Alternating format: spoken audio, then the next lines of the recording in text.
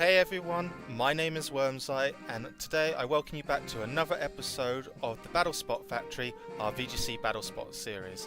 We're going to be jumping back onto the ladder again with William Tansley's London Internationals team, an edited version featuring Tapu Koko, Alolan Raichu, Porygon 2, Kartana, Salamence and Gigalith. Just a few things before we begin though. I'd like to thank those people that have already commented on the previous two episodes that we've put up. As always, any comments or feedback that you have, please do share them with me. Any help would be greatly appreciated in giving the channel a bit of a boost and to further improve the quality of the videos going into the future. One other small thing, I did some recordings not too long ago, but unfortunately I didn't have any microphone audio for those recordings, so I have lost a few games since I've last played with the team on the previous video. I do still have the recordings of them. I'm hoping to post-narrate them at some point in the future. I'm just working to get a setup that works for me in the long run so I can show those battles, because there were a few teams there that I really want to show off some very creative stuff, and they were very good battlers on the other end that really gave me a good run for my money. So we're going to jump onto the ladder now. So today we're going to be starting at a rating of exactly 1600. So with any luck, we're going to be progressing further up the ladder now as we head towards the 1650s and into the 1700s, hopefully in a few episodes' time. The team, as I've said before, is outdated, but as with anything comfortable, if it works for you, it's always good to keep going. As we find a Korean player with a rating of 1644, running a team of Tapu Lele, Drifblim, Pheromosa, Gyarados, Magnezone and Garchomp. Now this features the very popular Drifblim Tapu Lele core, rounded out with another Garchomp as well, which will be a big worry for us in the long term, especially under Tailwind. But he also has a Pheromosa at the front there, which could be a great issue to deal with in the short term. So we're going to want to lead off, hopefully to try and cover all the possible bases that he could lead. Drifblim Lele, Pheromosa, plus another Pokemon, and even the Garchomp could be threatening to begin with if we don't have a lead that can deal with it straight away. So I'm looking at Tapu Koko and Raichu as a lead here. Thankfully his team doesn't have any Lightning Rod Pokemon, so we can't get any shenanigans in that manner. And having Raichu potentially outsped, actually Tapu Koko could be in the back here. No. Let's go Koko and Porygon 2, Gigalith and Kartana, I think. So the reason I switched up very late on there is because if I can get Trick Room up, assuming that he's going for his Lele Drifblim lead, unless one of the two Pokemon has Taunt, which is potentially very likely, we should be able to get Trick Room up relatively unhindered, as we do see the Drifblim and Tapu Lele out onto the field. So the Psychic Terrain is going to go up at the end of this opening turn, because Tapu Koko is going to be faster than the Lele. And we are also going to see the Psychic Seed proc onto the Drifblim, boosting its special defense and also giving it its Unburden boost, which will be very key for it in the long run. Porygon 2 also gets an attack boost on the download, not benefiting us very much, but not something we can deal with at the moment.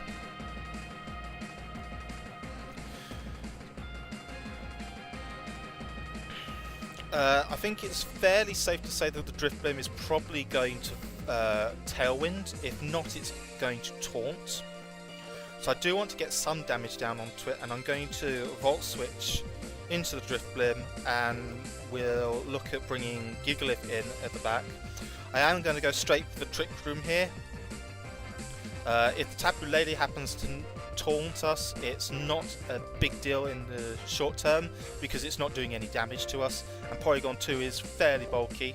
As we see the Drifblim just go for the Shadow Ball here onto the Tapu Koko, doing just over 60 points of damage. We are going to get our Volt Switch off, and the Drifblim does take over half health in damage, so we're going to get the Volt Switch come back. The Tapu Koko comes back to us.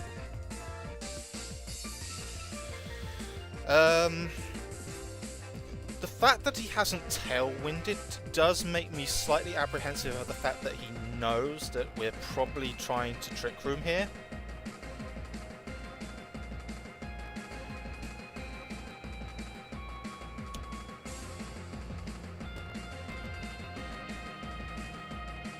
I don't really want to take any unnecessary damage on the Kartana, though, if I can help it. So I'm going to bring in Gigalith.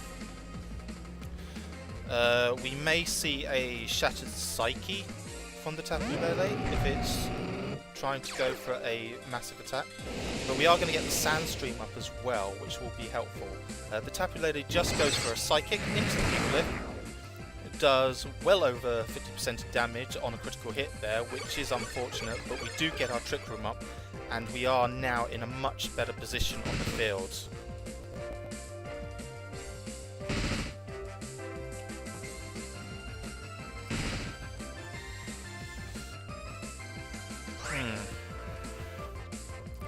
The Tapu Lele, though, still is a problem.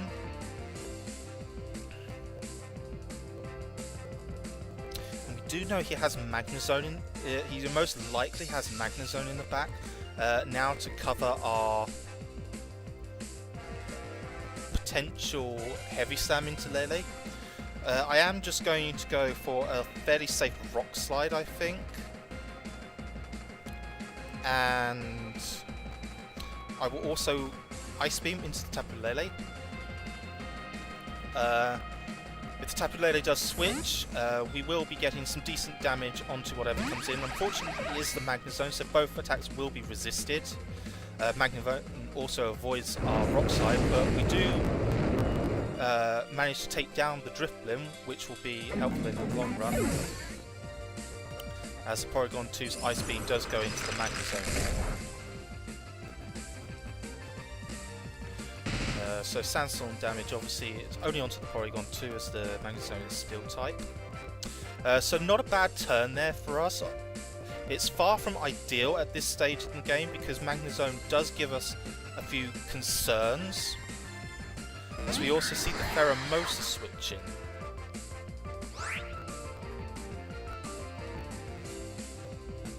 So we now know his last Pokemon, and we know that his Tapu Lele is in the back.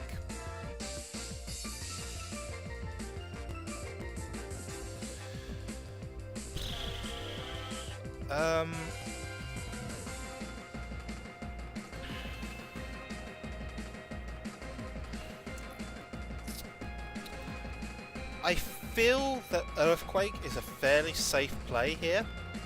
I don't believe either of those get wide guards, and Porygon is a decent enough health to take a couple of Earthquakes here.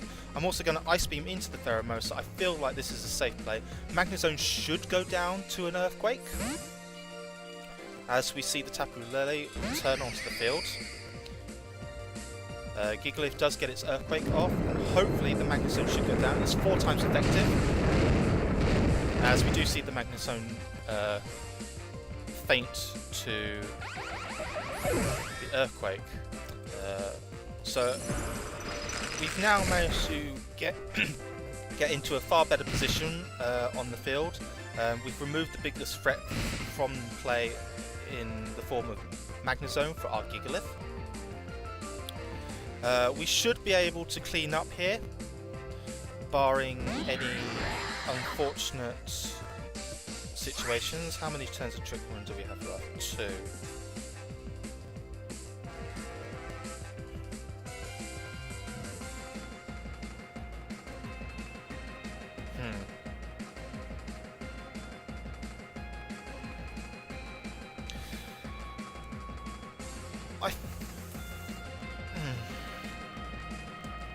This is kind of tricky. I do actually kind of want to get the Pheromosa down as soon as possible.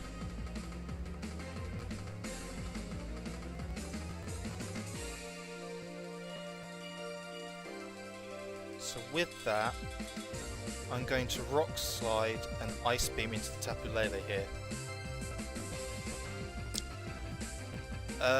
Obviously we can get a flinch into the Pheromosa, which would be the most ideal situation. We have got it well into range of any further attack by anything from there. Obviously Pheromosa's defences are quite frail. Pheromosa does show that it has high jump kick, which it chooses to go out onto the Gigalith, getting the critical hit, but that doesn't actually matter in the long term. Pheromosa's Beast Boost does kick into effect, showing that it is an aggressive one.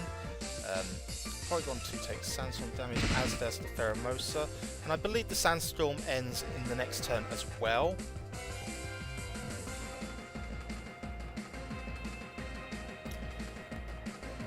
So we can bring in Kartana here. It's a very safe option. The Pheromosa can't beat the Kartana one-on-one because of the Focus Sash, so whatever it chooses to do, we will be able to take a turn of damage onto it and be able to retaliate with a Smart Strike fairly safely. We'll also go for the Ice Beam onto the Pheromosa with our Porygon 2. It doesn't really matter in the long term. If he chooses to protect there, we would have been able to KO the Pheromosa in the following turn anyway. So good gains to my opponent there.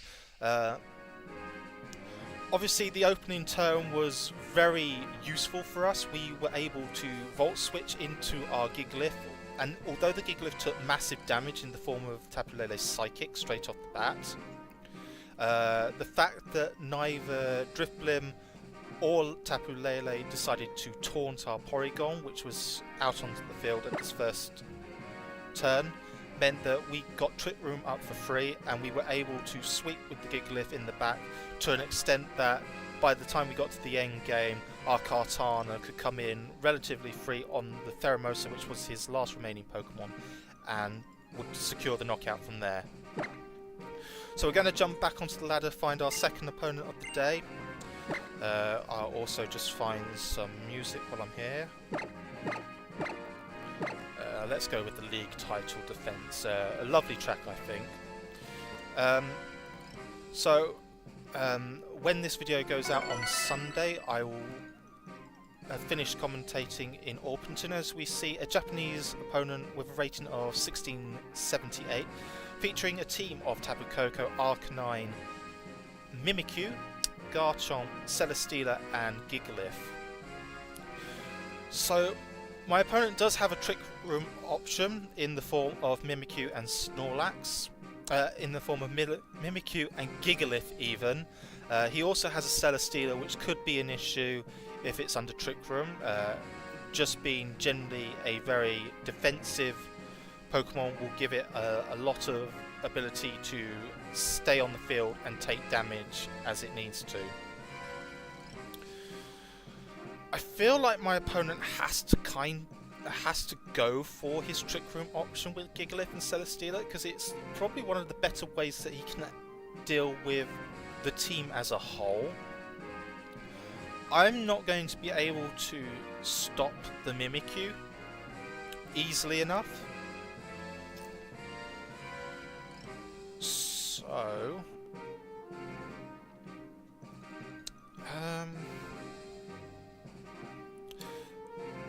I'm going to lead Tapu Koko and Kartana here.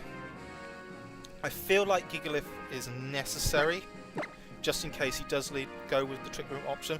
And I'm going to also bring Salamence here. Again, the threat of Celesteela on the field means that I kind of need Flamethrower in this situation. I can't fully rely on just Tapu Koko to get the damage output that I need onto the Celesteela. Again, Gigalith will be able to do some chip damage as well with its Rock Slides and Stone Edge, which will provide a great amount of damage in the short term. We lead our Tapu Koko and Kartana, and my opponent leads with Mimikyu and Garchomp.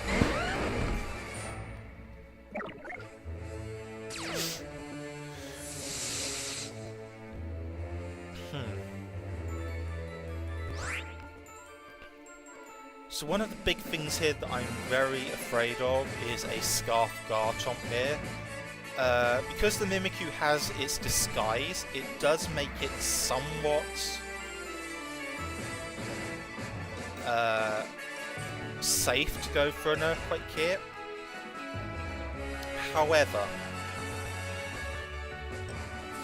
I feel like there is mileage going for a Dazzling Gleam and a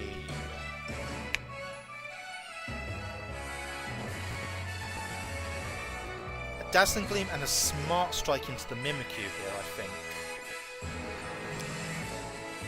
The Mimikyu opts to protect here, so good play by my opponent. He's going to stop the Kartana from getting any sort of damage off of it. And it does reveal that it is a Scarf Garchomp, so the Earthquake will connect with both my Pokemon. We are going to be losing Tapu Koko here. No, we're not. The bulk that we have on Tapu Koko does mean that it is able to survive. Very useful in the short term, as Garchomp takes a significant amount of damage there from our strike. But it does now mean that Tapu Koko is severely threatened by this Garchomp. But now we know that it is Scarf, we can start to play around this.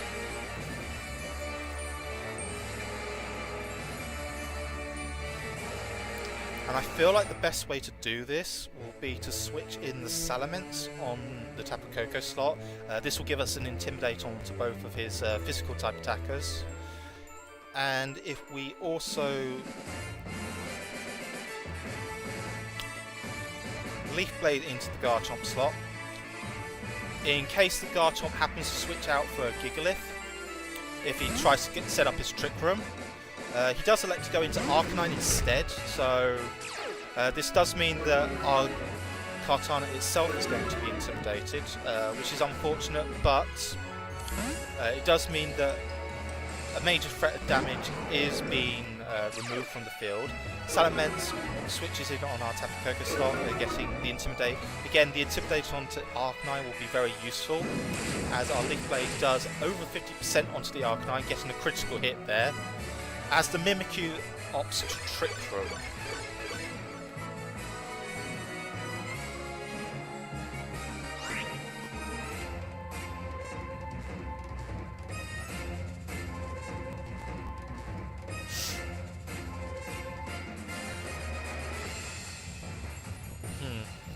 What does he have in the back? So we have to assume that one of his Pokemon in the back is going to be Gigalith here.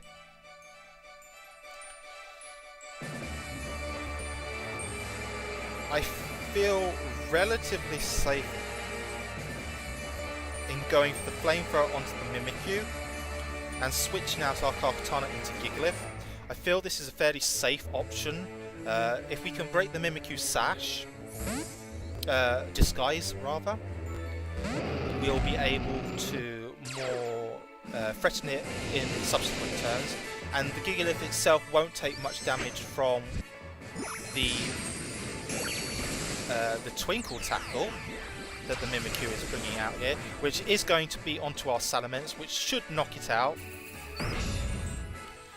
One of the cuter animations of the Z moves, very sweet, very innocent, but packing a huge wallop here. So Salamence does unfortunately go down on our end, and the Arcanine does elect to just use Flare Blitz into our Soul Gigalith slot, but as you can see, not doing very much damage at all. Takes a slight amount of recoil, as the Mimikyu is buffeted by the Sandstorm, as well as the Arcanine. So we're down 4 Pokemon to 3, and we're not in the best of situations. However, we can bring in Kartana here, I feel, relatively safely.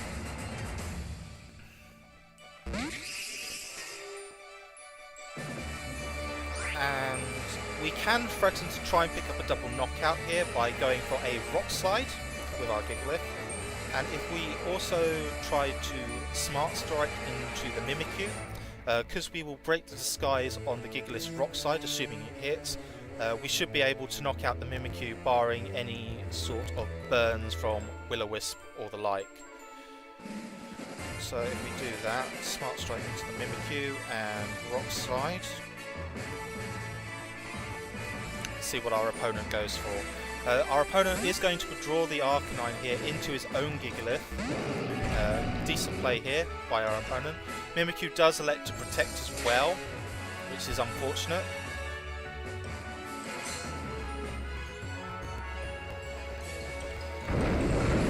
So we are going to get a bit of damage onto the Gigalith. It does a decent amount, but obviously we've now got to be very careful that our opponent's Gigalith could in fact carry Wide Guard. We also do risk a speed tie here.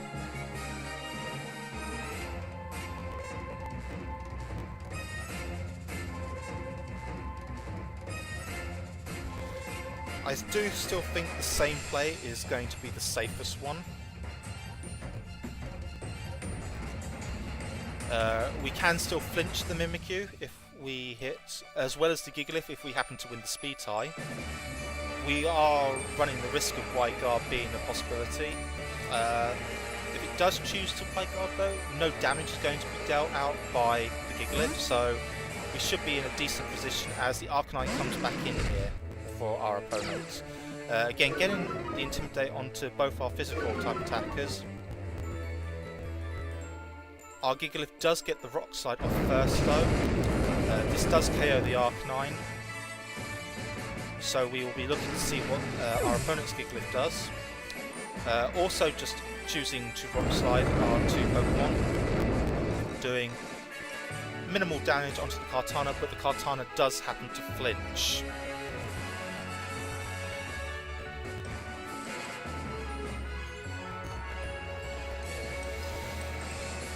So our opponent brings out the Mimikyu once again. And how many turns of Trick Room do we have left? One turn of Trick Room.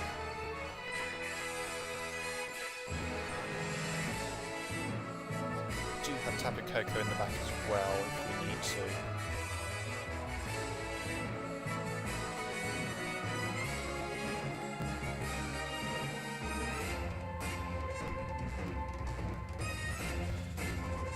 If we protect Kartana here, that way it will, outside of Trick Room, it will become the fastest thing on the field.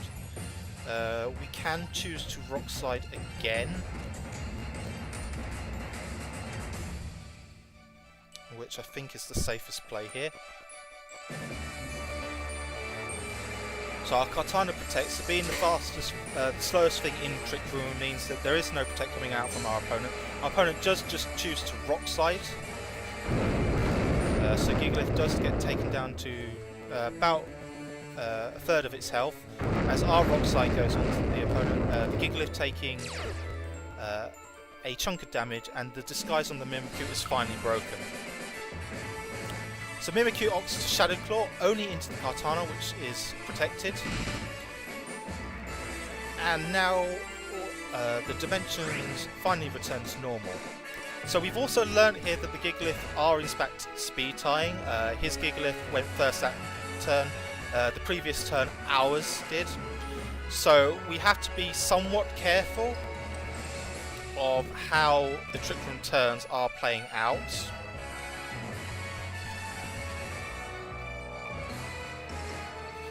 However,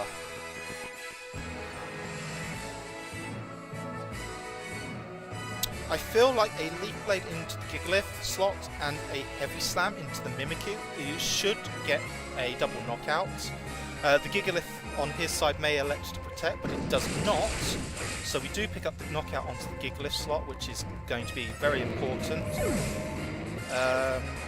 Kartana gets Beast Boost, so its attack raises. The Mimikyu does only elect to Shadow Claw,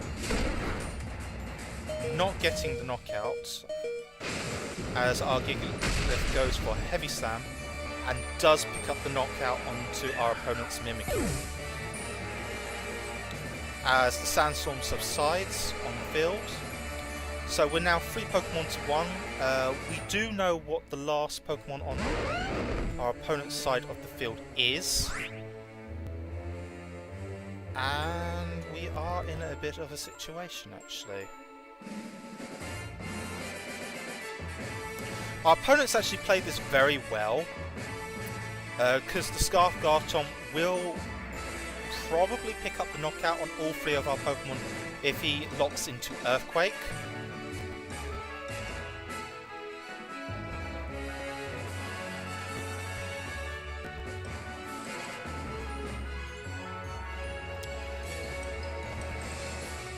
And there is not much I can actually do to stop this, unfortunately.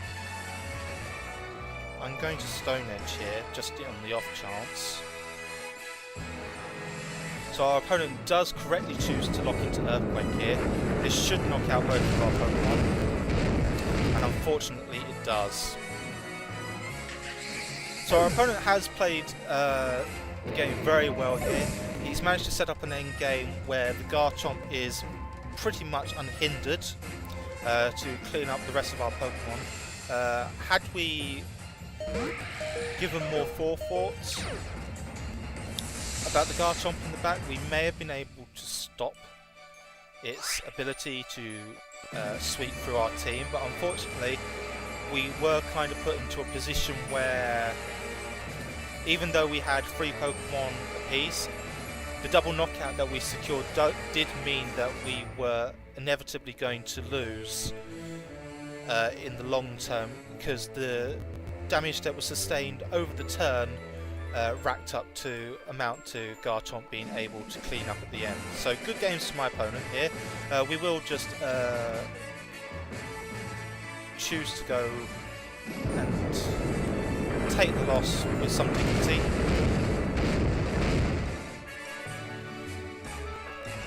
So again, that is a good way of showing how management with your team is such an important skill in Pokemon. Our opponent here very wisely maintained the Garchomp in the back of her party, and we weren't able to capitalise on the Trick Room turns that our opponent set up to navigate them with Gigalith. Unfortunately, our opponent's Gigalith was a bit of a stumbling block for us, but in the long term she played brilliantly and I can't fault her for that. So that will be it for today's episode. As I say before with previous episodes, if you would like to comment, like, subscribe, all that good stuff, please do feel free to do so in the comment section below and the subscribe button, and I will see you on the next episode of the Battle Spot Factory. Goodbye for now.